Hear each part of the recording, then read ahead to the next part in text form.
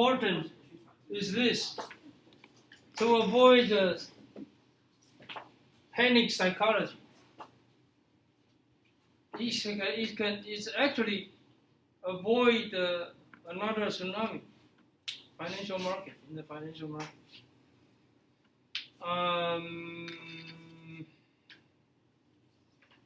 Look at the banking industry. Let's compare the banking industry and the security market. The bank.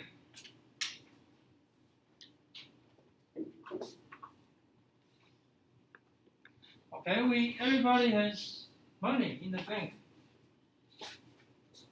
right?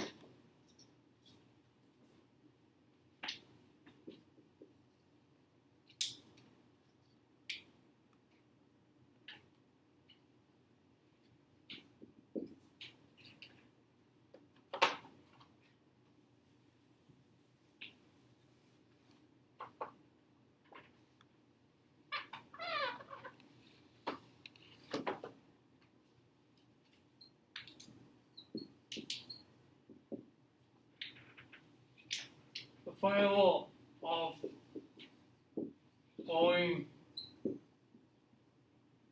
bankruptcy.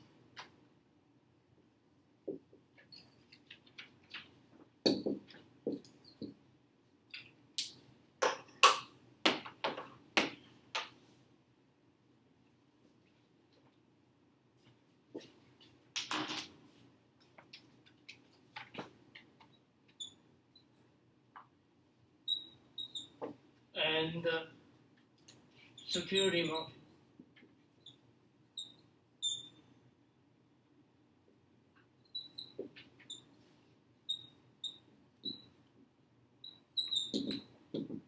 Let's compare these two.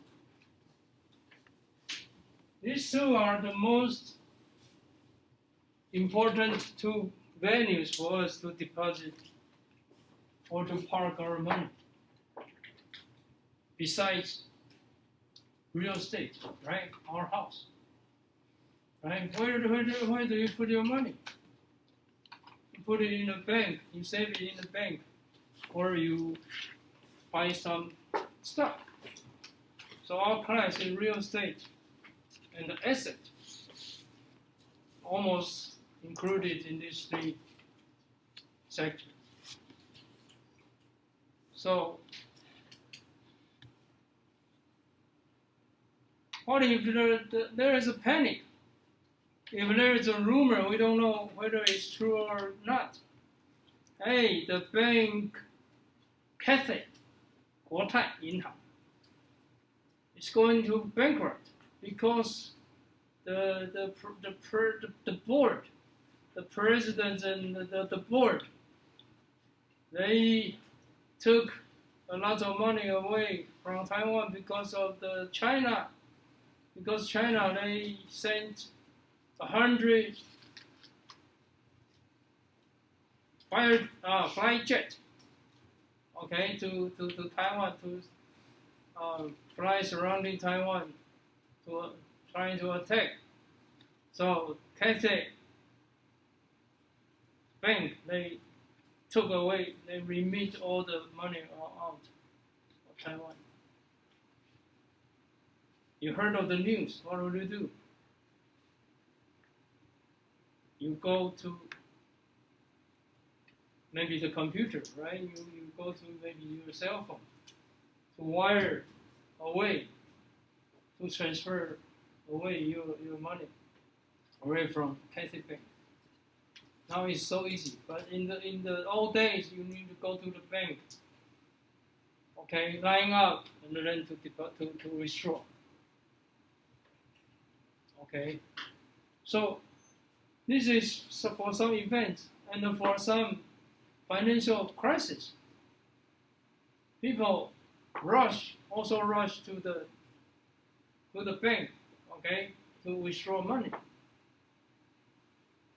Okay, no matter whether they believe or not, the bank is going to go bankrupt.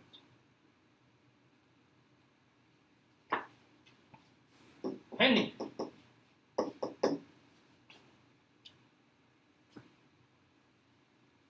Yeah, panic psychology. I just want to get the hold out of the cash.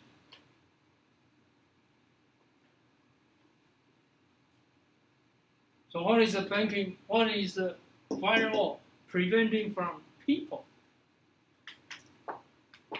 withdrawing? What is it? Anyone? So the history went on, right? So our financial system came up with a very good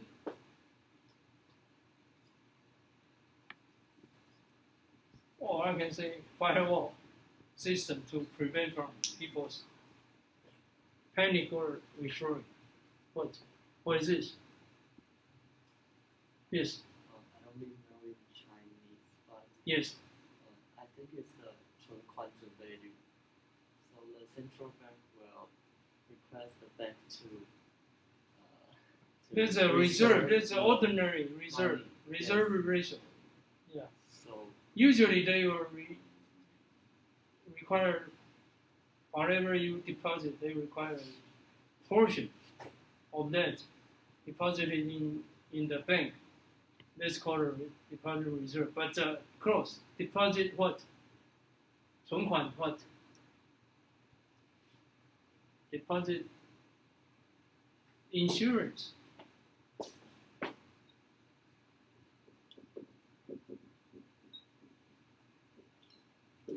So in Taiwan, we call it deposit insurance company. In U.S., this is FDIC. You heard of it? Federal Deposit Insurance Corporation. FDIC. In Taiwan, this is maybe Taiwan DIC, TDIC. Okay, with the deposit insurance. Okay, backing up by the government, usually. So they come up. Okay. Don't be panicked. We support or we fully guarantee your deposit. Okay, in U.S. there was 1 million U.S. dollar. In Taiwan there was 1 million Taiwan dollar. But it's not enough. Okay, during the 2008 subprime crisis. Okay, so Taiwan increased from 1 million Taiwan dollar, the deposit insurance increased from 1 million to 3 million. That means, hey, no matter what, if the bank go bankrupt, you can still have my guarantee, paying you 3 million. But a lot of people or corporations, they are richer than 3 million. They have deposited more than 3 million. So the government had to increase to unlimited guarantee. So after the government proposed that, hey, we fully guarantee you all your deposits, then the banking industry, they passed this crisis. This is a function of the firewall to avoid, to prevent from the occurrence of the panic. However,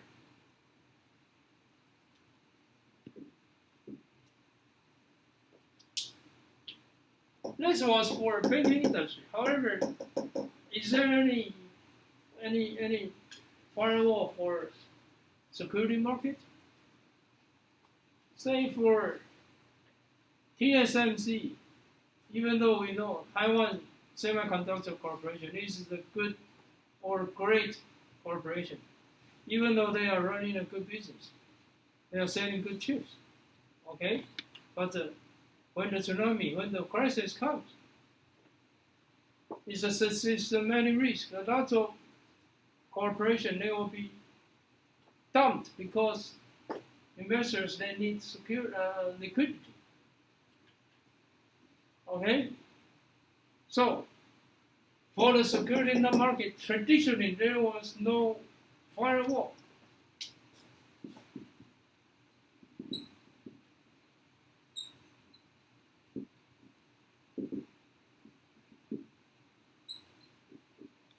prevent from the panic.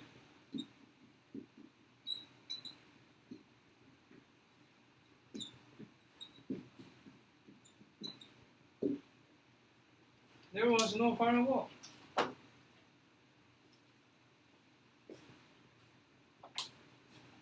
So we could see almost every crisis, financial crisis, we can see the price, the stock market was halved after the crisis. In Taiwan, it was down from 8,000 to 4,000 easily in a month or in several weeks. Okay, so according to the historical average, the stock market was cut to half after the crisis. Why? But lots of companies they are still doing very well. This is not fair, right? But we had no other approach to rescue, because this is a mechanism, okay? But it's going to hurt the market and also the economy and the continuing operation for normal companies or industries. And lots of people, lots of good companies, they could go bankrupt because of the panic. So this is, the crisis caused a disaster. So traditionally it's been there. So banking industry, hey, we can be safe because of the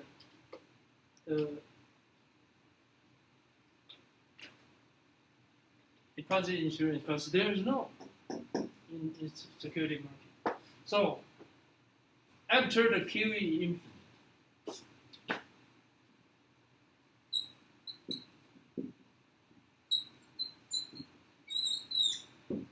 until QE infinity, that Donald Trump used this tool to provide liquidity directly to the corporations, to the security market. Then deter the occurrence of the panic psychology. So you can see the stock market was going to suffocate in February last year. In February last year, 2020, February. And then the Donald Trump, the Fed, at that time they launched the QE infinity. Then is bail out the whole market, not just the U.S. market, but all over the world stock market. So this is a very important tool, and I think it can be written in the textbook in the future, in the like a monetary policy or money and the banking textbook will be enough. Okay, but this cannot be always used all the time.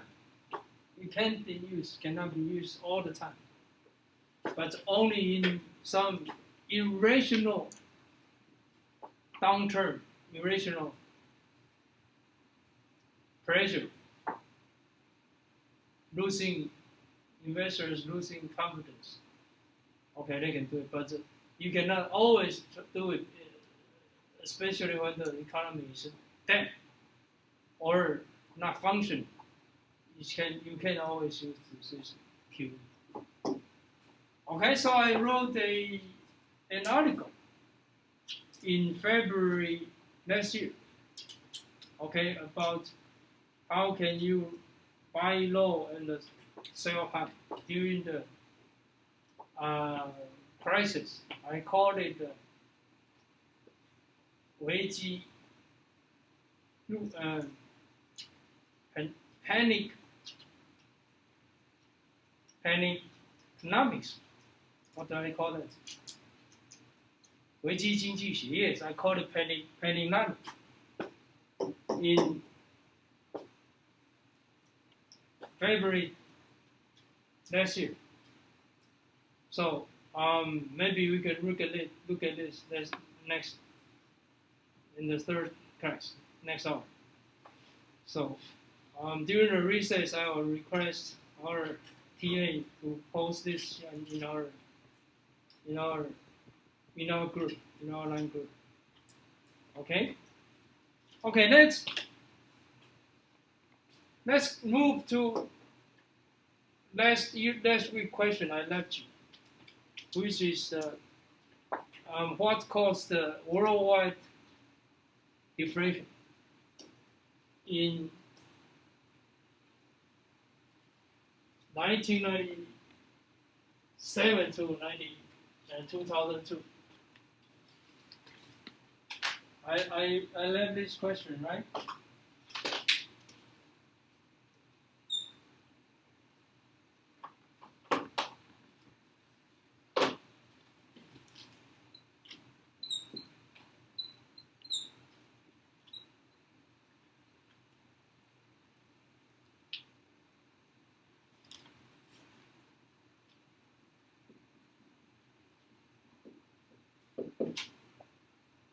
Worldwide depression.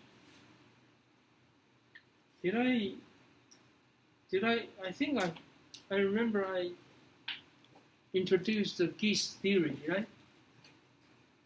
Did I introduce the Gies theory? No? Okay, so this is it. So what caused the world depression? Not the 1990s, but 1930, but from 1997. So we remember there was another crisis, back in 1993. It was a Asian financial crisis.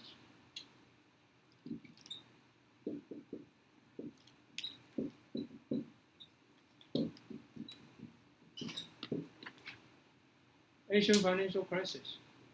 We could go back to this event later, but not now.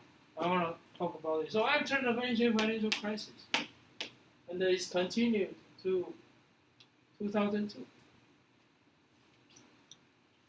Okay, since we talk about the definition of the inflation and the deflation. So inflation, in the inflation period, we need to invest on good corporations. Okay, they are making profit. Real estate is a good hedge from inflation, and some maybe real assets, tissue paper, gold. Okay, liquor. On the other hand, during the depression time, you probably want to hold the cash or some good corporations bond if it's not going to default. Okay, so it's a dynamic allocation of your assets. Okay, you cannot traditionally, like your grandfather, I only know cash or deposit in the bank. No, you have to be sensitive to the trend of the future inflation or deflation. So if you can smell a little bit about the hint of deflation or inflation, you can probably do it earlier. Okay, advanced location. So now we know there was a world depression at that time. Okay, so next time we look at the gold price, right? After 2002, it was climbing. Then till QE1 in 2009, right? So before this, before 2002, after 1997 was the world depression. So the economists, they were wondering what caused this, because it's rare. Usually, the history of the capital market for human beings, it was printing money, right? Because central bank, they got control of the printing machine. Okay, they just do it. They just print the money supply, and they usually it's caused the inflation, but not. It didn't came up this way after this. After 2009, we talked about that. Okay, but in a very rare situations, there was a depression. So economists, they tend to find the reason. Maybe in the future we can use it as a leading indicator. Okay, so this is what they found. Okay, they trace the history of the economic growth for the world. It's for this century, or for these 2 centuries. Where was the engine of the growth, economic growth in the world? Which region in these 2 centuries?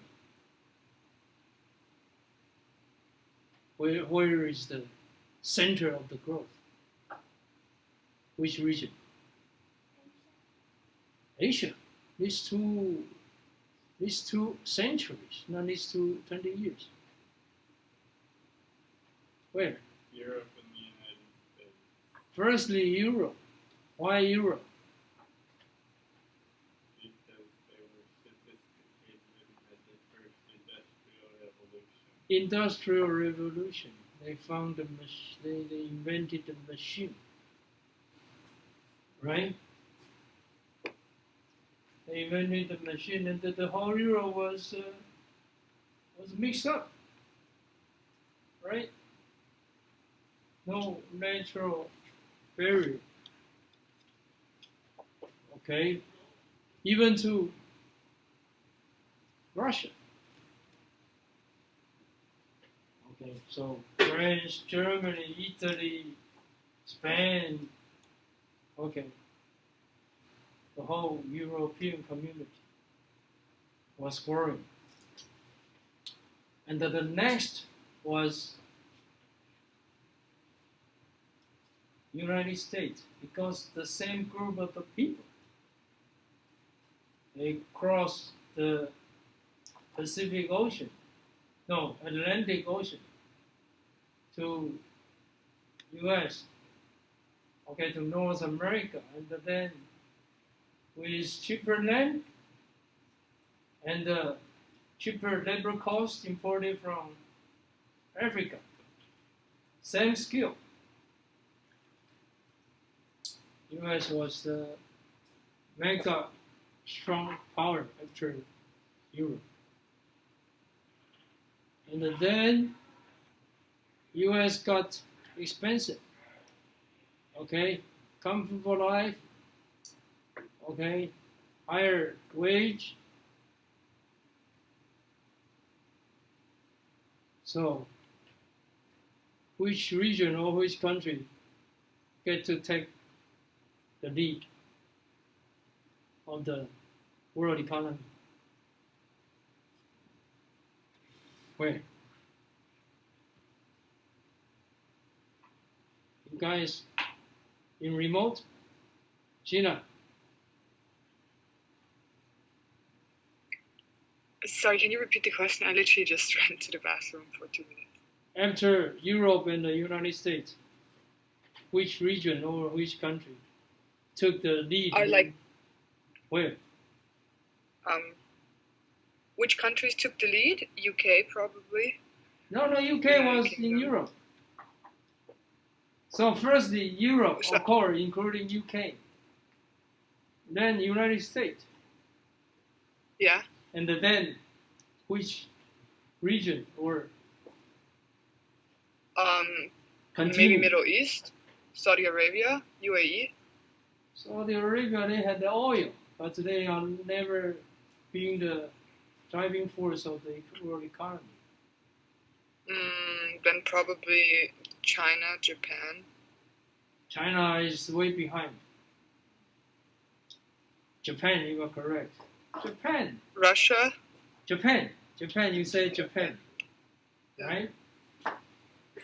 Japan, they after the Mingzhi Weiqi, okay, they learned a lot from the West, from Germany, from UK, a lot of the systems and technology.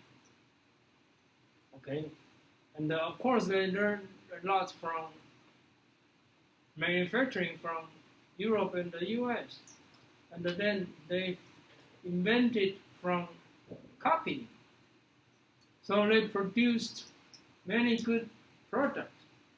Okay, TV machines, cars, vehicles, all kind of other manufacturing machines. Okay. So you heard of one English song called Mr. Roboto, right? Mr. Roboto. Part made in Japan. Right? Check Mr. Roboto. You know who sings the song? No. You know? I like the band Styx. The singer is Dennis DeYoung. Mr. Roboto. Check it. I like the band and I like the singer. We are different age, you know. We are different generation. Mr. Roboto is talk about the robot is made in Japan. Okay. So Japan, after Europe and the US, took the lead in the economic growth of the engine.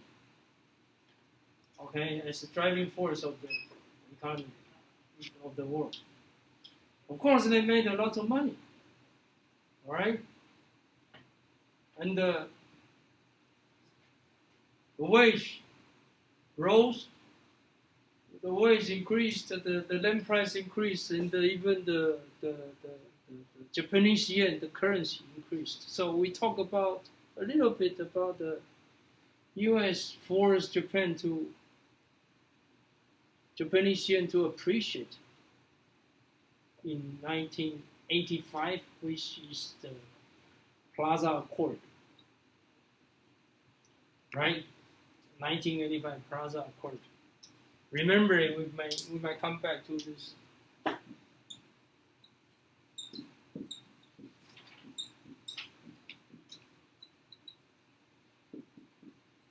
Okay, so the currency, Japanese yen also increased, so they were also forced to try to find the economy. Also, the world economy was also forced to find some new engines. Where was it?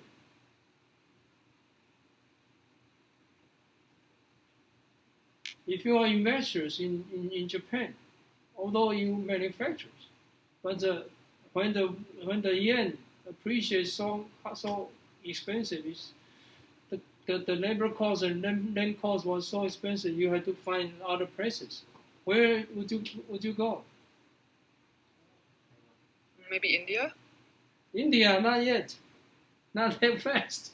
India maybe now after China. yeah, no. Taiwan, Korea, Singapore, Hong Kong. We call it, remember, NICS, Newly Industrial Countries. And in Taiwan, we call it Fourth Dragon, 四小龙. But in US, we usually, in English, usually they call us Four Tigers. Well, because they, in English, think the dragon is not a good creature, right? Right. So they call tigers. No matter what, Japan took the lead in the Asian's economic growth. Then to Ford, let's use Four Dragons.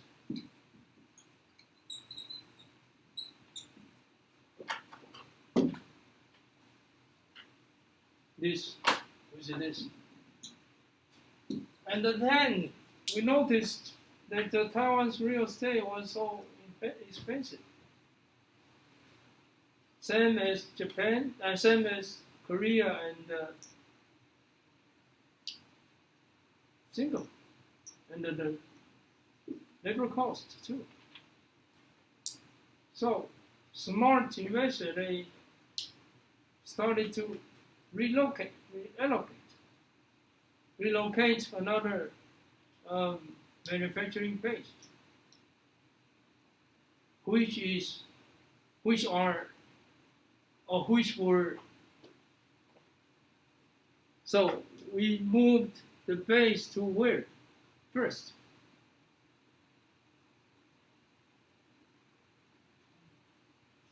China, not yet, because at that time China and Taiwan was isolated, and they were not open. Right? China's open door was not started until until the 90s. But before that, where did Taiwan try to relocate? Of course, there was an argument for Taiwan whether to move. So the Philippines, Southeast Asia. Then we call it Four Tigers. Okay? Four Tigers. Look at the Philippines, Indonesia, Thailand, and the Malaysia.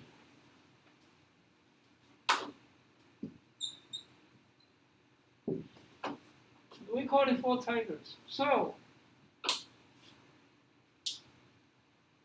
it seemed at that time the economic development was following the track. Okay, from Japan to Four Dragons to Four Tigers, and maybe in the future to Vietnam or Burma. So they call it the geese theory.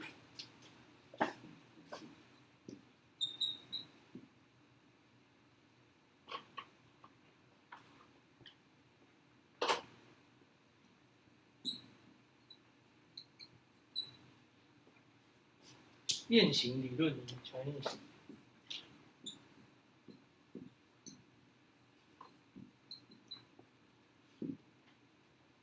变形理论 which means led originally by Japan first, and then Taiwan, Korea, Singapore, and then following geese. However, may be true for 2 decades or 3 until the geese theory collapsed after the wake of a giant dragon sleeping aside, which is China. So wake up of China here interfere.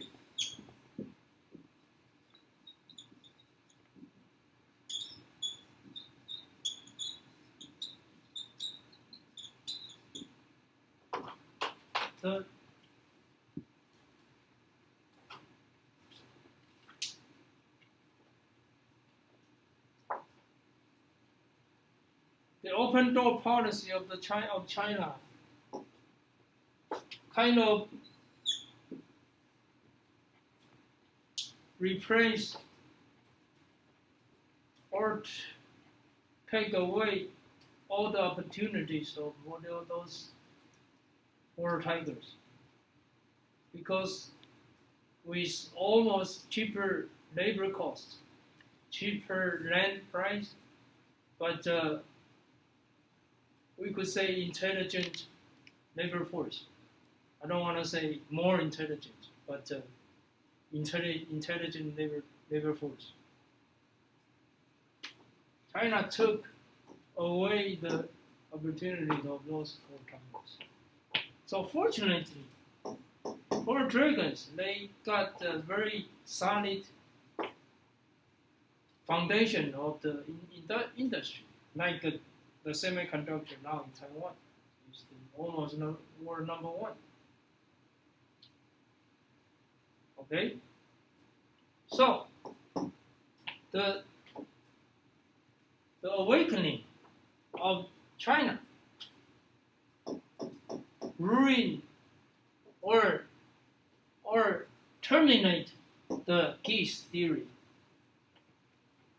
Okay, or it took the lead.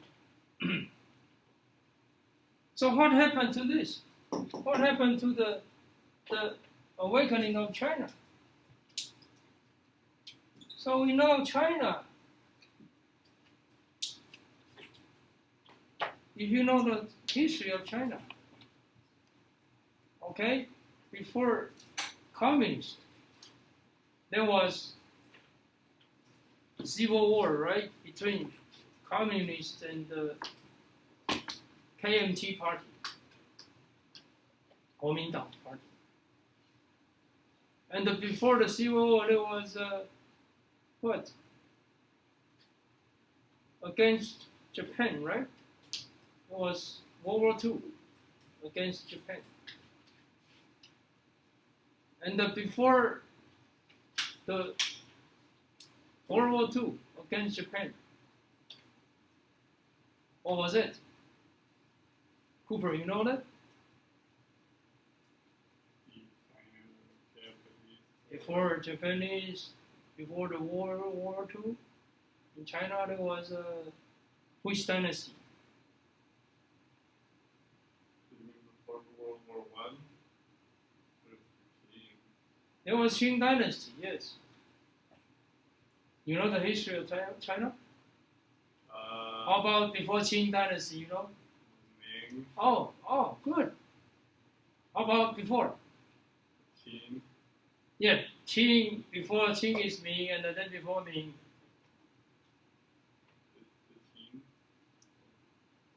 the Qin, No, Qing is next. Qing was next, then Ming, right?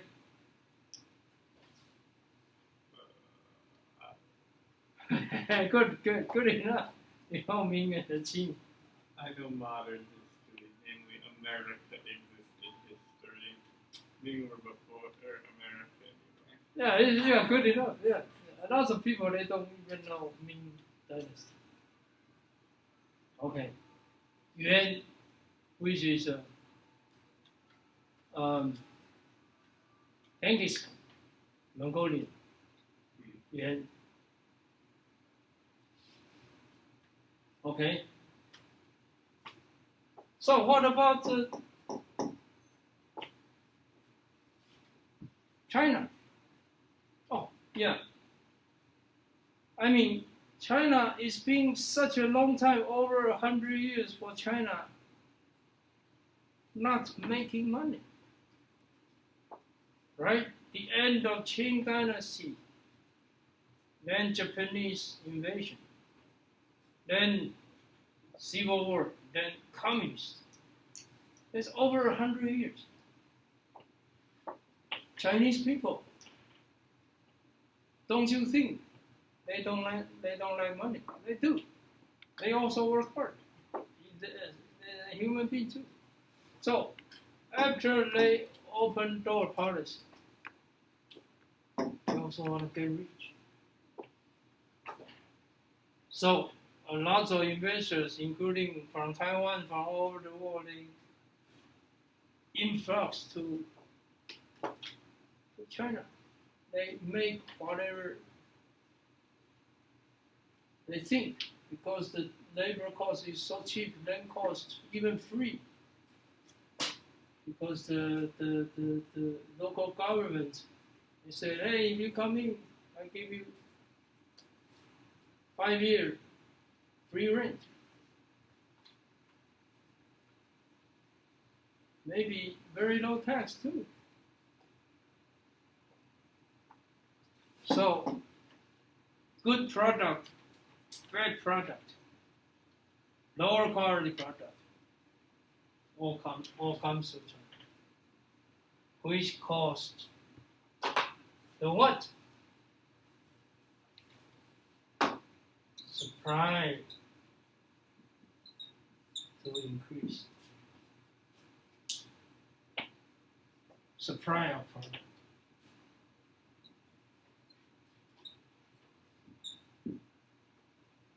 So, what is the definition, remember, of the inflation?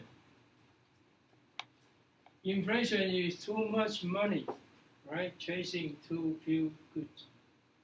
And this is, inflation is too little money, chasing too many goods.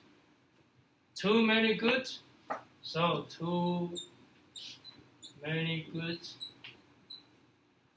versus too little money. So the money was not printed too much, but the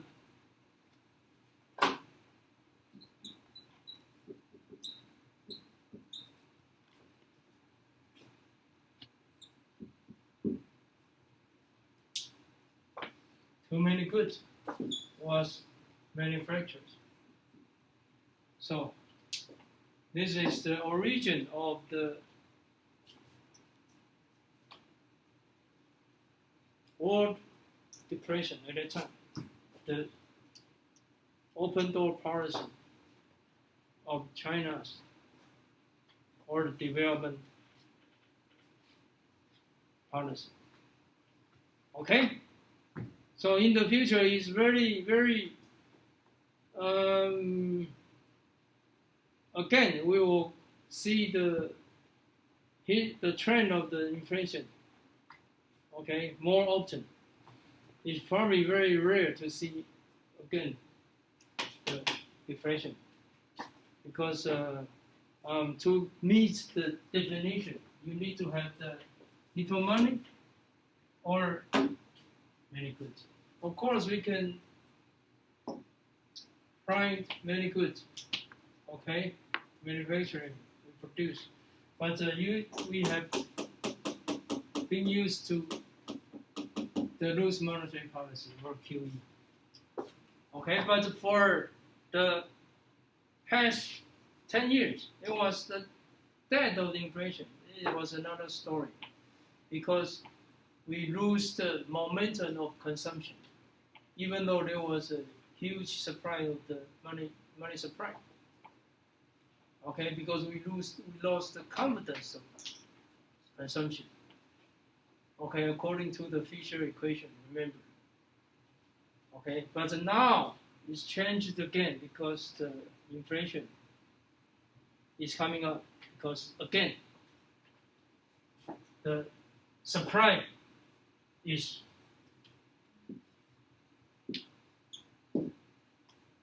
slowing down because of the pandemic. Now the pandemic caused the supply to go down, so it's going to another inflation trend because of the pandemic. So we can continue this issue with with another of my 2 articles. Okay, we take another 10 minutes break. Okay, it's 4:06. Please come back. 4:16.